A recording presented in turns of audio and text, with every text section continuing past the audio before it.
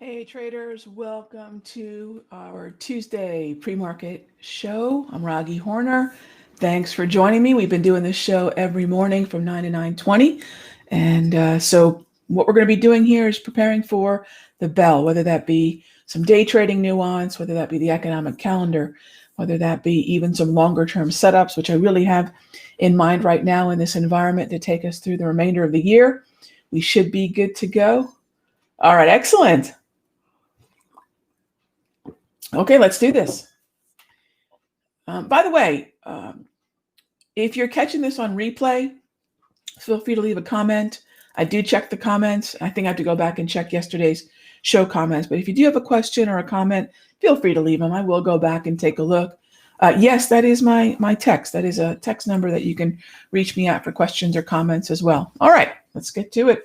A lot of questions about gold. So let's kick this off with a look at gold. It's the number one symbol on my list. And if you checked out the free video, now every night we have videos that we put out here at Simpler Trading, and there's a number of free videos. If you're joining us on the YouTube channel, well, on that very same YouTube channel for Simpler Trading, you've got the free video for options, the free video for futures, and the free video for Fibonacci. The last 2 days, I've been doing all the free videos for options and for futures. So that gives you a really good idea of what I've been looking at Friday going into gold, that overbought zone and looking for a move lower. And then yesterday, we talked specifically about what I want to do today. And we're seeing exactly what I was hoping we would see.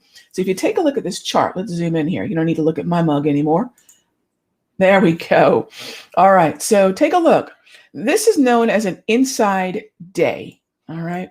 And let me pull it up on a layout that some of you may be a little bit more familiar with, and that's the grab layout. Now, the grab candles that I have running on these charts, if you're brand new to them, these are free tools, the grab candles and the wave. I've got some other tools on this chart. If you have a question about the tools, let me know. Kendrick says, I didn't know this was a thing. It is a thing. Yes. Every morning from 9 to 9:20 thing. So welcome. I need to make shirts that say this is a thing. The pre-market show. I like it. I like it a lot. So I like Fibonacci extensions as well. I sure do. I think if we have a clean last major move, but if we have one we can take a look at, let's do it. All right. So anyway, looking at the daily time frame of gold, what we have here is that 3x daily price movement range. Now, what is a daily price movement range? Every single market, if you have a certain look back, that's just how much price action you're taking into consideration. You probably already know what this is because if you've used a moving average, the period setting on the moving average, the length, is your look back. If you're looking at a 200 period simple moving average, your look back is 200 periods. So the look back on this daily price movement range that I'm referring to is 6 months. What is the typical range for gold, session to session? And we talked about 40 to 42 points. We printed almost 120. I think it was 118.1 yesterday. That is a dramatic, or what I call a reaction candle. Now, since that is a reaction candle, a dramatic move, yes, we can step in and buy some GLD calls. And that is something I bought a little bit of yesterday. And specifically what GLD calls, January 15, the 173 calls. I bought those on average for about $6.70 to $6.85. And I'm willing to take a little bit of heat, unrealized loss on those this morning. And I'll look to complete my position with today's inside candle. This is exactly one of the two patterns that I want to see. This is a candle that tells me the sell-off has taken a break.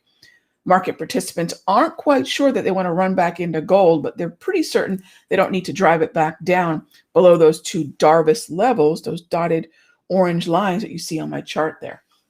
So that's where we are in gold, gang. I am a buyer. I'm bullish. This is an oversold zone. And the way that I'll handle the uncertainty, again, uncertainty after a 3x move to the downside, what I'll do is I'll look for GLD calls. So that's something we did yesterday, and I'm going to continue to build that position into today's price action. All right, next is, well, let's take a quick look at the calendar. So 2 calendars we'll take a look at, actually 3. 3 calendars. Now, if you've been catching our pre-market show since the beginning, this is now entering the third week of our pre-market show. 3 calendars I'll look at. One is the Estimized calendar.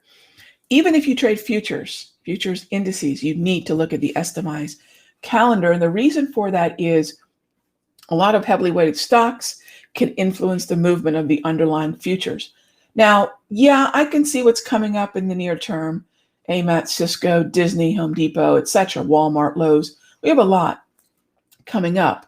I want to be aware of that because that's going to potentially influence my day trading. But what I'm really interested in, so what I do, and you'll hear me flipping through this probably on the mic here, because I like to write down a lot of my notes.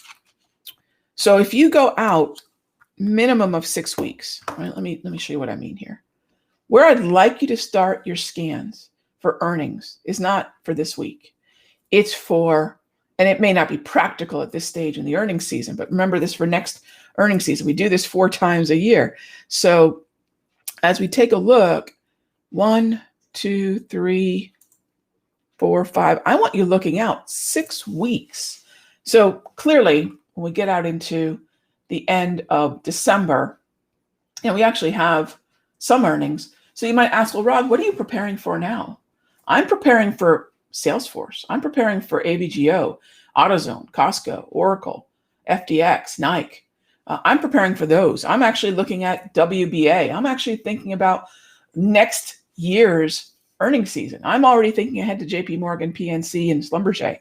In other words, 6 weeks out, I'm going to start thinking about what markets are in uptrends and how can I take advantage of those uptrends. 6 weeks out, I'm going to start looking at whatever data I might have, for example, on Nike, and look at the expected numbers.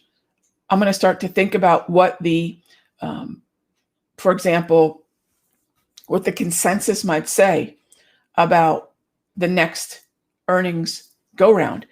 What do I want to know about the consensus? Where do I want to know about those whisper numbers? Consensus, Wall Street consensus, company guidance if it applies, and then that whisper number. Estimize is going to help you with the whisper number. I've been promising to do a little bit of a deep dive in earnings, and it might seem strange to talk about them now, but now is the time you want to start thinking about that next round of earnings into January, right? So I don't care about really much of what's remaining of this earnings season. I'm already thinking about the next earnings season. I'm already building my watch list for that. Think about earnings way further out than 2 days out, 2 weeks out. Think in a bigger picture of what you can play the run up into earnings on. So I've been promising a little bit of a deep dive on Estimize. There you have it. And that's one of 3 calendars we'll take a look at. The second calendar, and not in any particular order, I'm going to head on over to Trading Economics, mainly because tradingeconomics.com, that's the website. These are all free resources, gang. Tradingeconomics.com will oftentimes have data for countries that I might be trading the ETF of. For example, I've got positions in France. I've got an EWQ position. That's a French MSCI iShares country ETF. So I'm going to be interested in the data coming out of France, creating volatility, maybe my follow through or my entry opportunity. So I'll keep an eye on that. I also have exposure to Italy, so I'll keep an eye on that one. Then I'll also look at if there are any Fed events.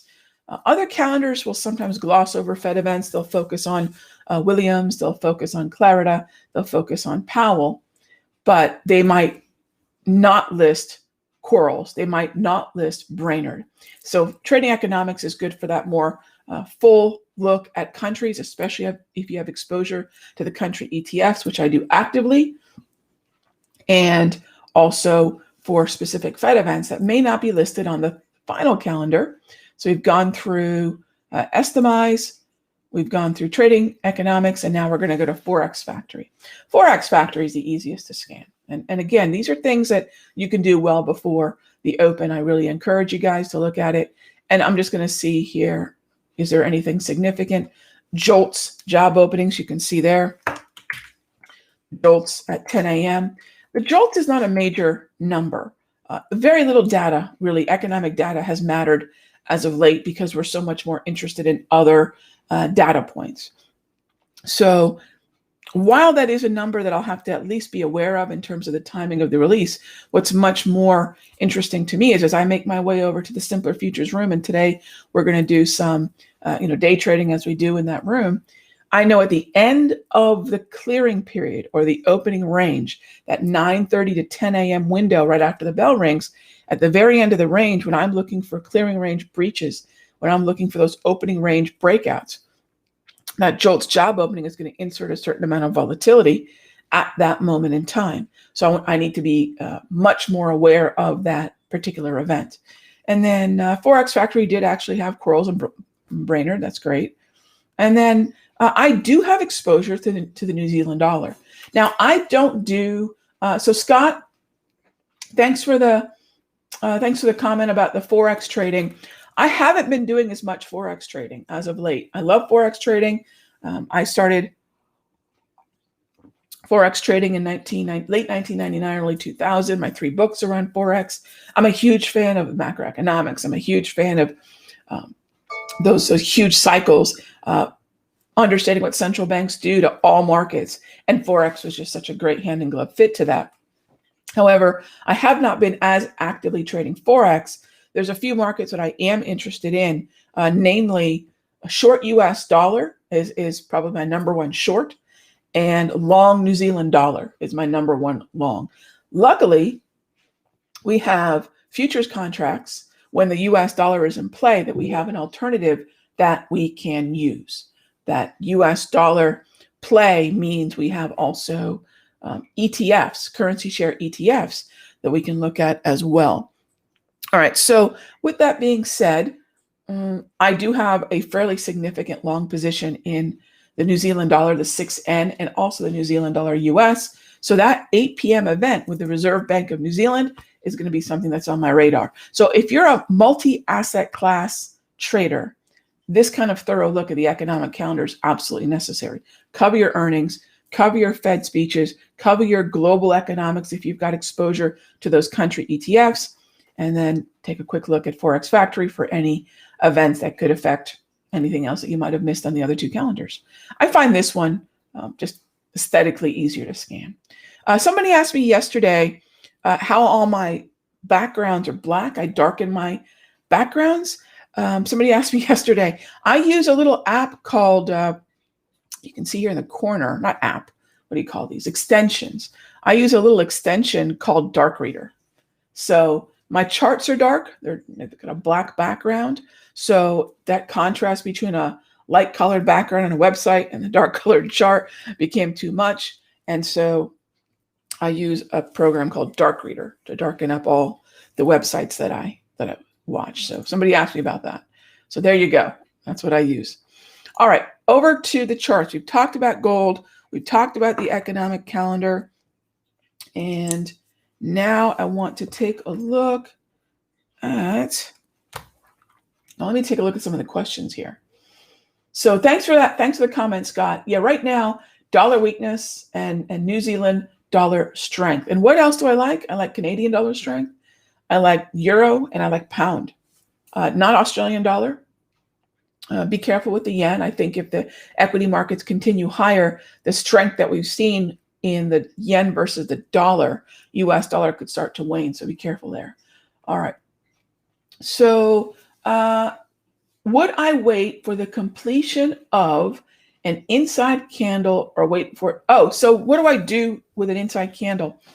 No, I seldom wait. That's a great question. Thank you, Smook. Do I wait for candles to close? I never want to say always and never, but I never wait for a candle to close. And here's why. The inside candle really is giving me a temporary look at narrower. Let me zoom in here and show you what I mean. This is giving me a look at narrower volatility, and that's exactly what I want in order to have an edge in buying my GLD calls for as little premium as possible. If I wait for that candle to close and then tomorrow I end up with greater volatility, I'm going to lose my edge in the premium. I'm looking for inexpensive premium. I'll lose my opportunity to get a deal, right? I think that's something that options traders need to think about. I'm not thinking always about the timing. People think, well, options traders who are always looking for timing are kidding themselves. I'm not looking for timing in that I know it's going to happen at 1860 or I know it's going to happen at 1900. That's not the timing I'm talking about. I'm talking about that for a brief window of time in a given session that the market is trading in such a way that the volatility has contracted just a little bit. Because remember, one of the three elements that we pay for in our options premium, of course, time to expiration is one of them. Strike, how close to current price action are we? But the third element, and the one that stings most options traders, is they pay for volatility. They pay too much for volatility. So if there's anywhere that I'm going to try to reduce my cost of premium, it's going to be that volatility element of the options pricing. So I do not wait. I do not wait. All right. So thank you for the question. That's an excellent question. All right. What else do we have here? Boy, this 20 minutes sure does fly by. I really, really appreciate everybody, coming out and hanging out with us during these pre-market shows. It's just something that we've started doing here at Simpler. I was sort of doing it on my own for a little bit, just sort of as a way to just kind of kickstart my morning, and coffee sometimes helps, but there's nothing like getting on the mic and talking to traders about what we're going to do today. So it's really sort of my game plan for the morning. All right. Next is, do I ever trade the Dow or the Nas? Oh gosh. Yes. Every morning I'll take a look at now when you say the US 30 or the Nas 100, NQ futures, YM futures, the QQQ ETF, the DIA ETF, the options on those, absolutely. Even the micros, right? The MYM or whatever the micros are. I can't recall the symbols, but I don't trade micros that often. But however it is, you want to trade those, even if you're abroad and you're using the contracts for difference, sure, the CFDs. I absolutely do trade the futures, the options, and the ETFs every morning. So partly what I'll be doing this morning, sure, you know what, we have a little bit more time.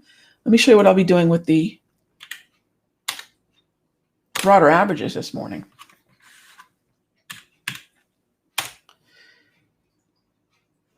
Okay, so when I take a look at the NASDAQ, notice I've got my daily on the right side. I've got my 1 minute on the left side, and I'm looking at whether or not we're going to see a gap.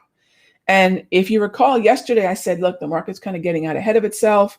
Let's not buy at these highs. We're going to have a gap this morning, gang. We're going to have a gap down on the NASDAQ this morning. And that's actually going to get me pretty excited for a potential buy. When I get on over to the futures room, for those of you that are going to be joining me there, and those of you that are in the options room, we talk extensively about re-anchoring our volume-weighted average prices.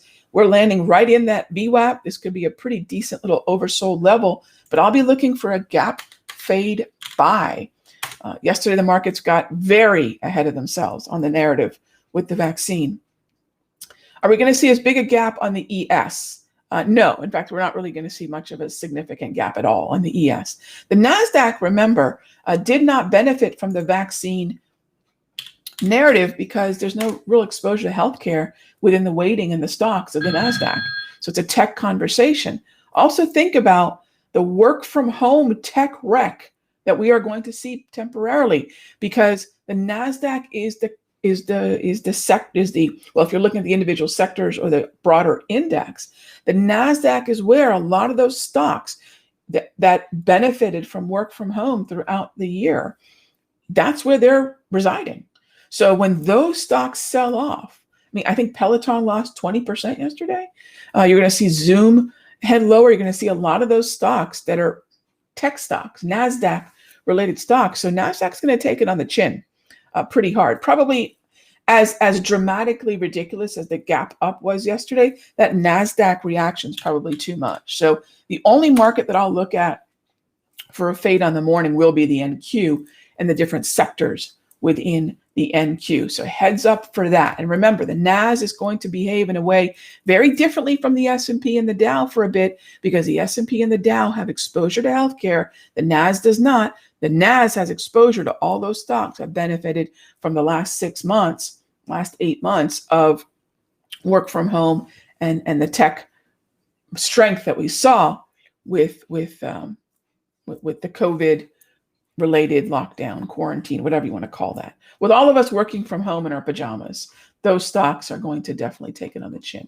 So heads up, be very choosy now about which stocks you want to continue to buy. If it's a stock that you believe benefited from lockdown, I think Peloton's one of them, right? I'm not a huge Peloton fan, never was. Great trading stock, not a great bike if you love it, but I'm not a big fan of what they were doing because they benefited from having the right product for the right time. The time changes, so does their model. ZM, be very careful about some of these stocks, okay? Yeah, and you know, they got hit hard, and for good reason, But gap fade on the NQ. All right, gang, I've got to go to the futures room.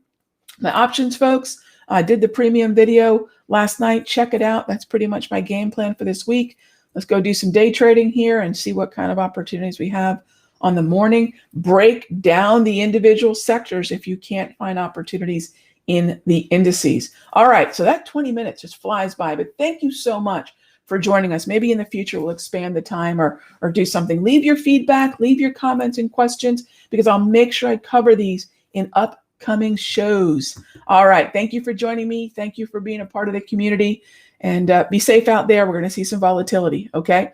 We've got an exciting year, I think, to wrap up, but we don't want to risk too much right now while the markets are still trying to find their footing with all the news it has to digest. All right, gang, be good to each other. I'll talk with you soon.